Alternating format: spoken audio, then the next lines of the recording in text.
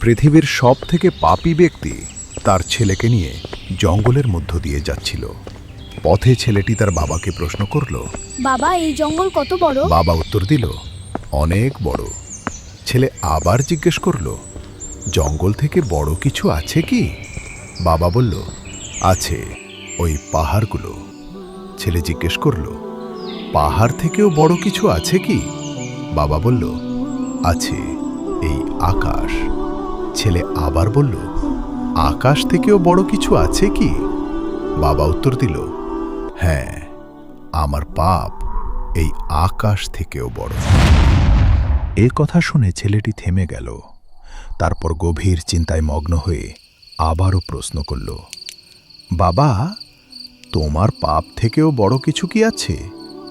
এ কথা শুনে বাবার চোখে পানি চলে এলো।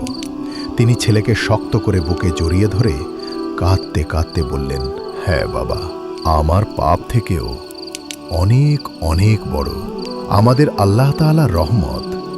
আল্লাহর কাছে এই ব্যক্তির পাপের স্বীকারোক্তি এতই প্রিয় হয়েছে যে তাকে নেক মানুষেরদের মধ্যে অন্তর্ভুক্ত করে দিয়েছিলেন।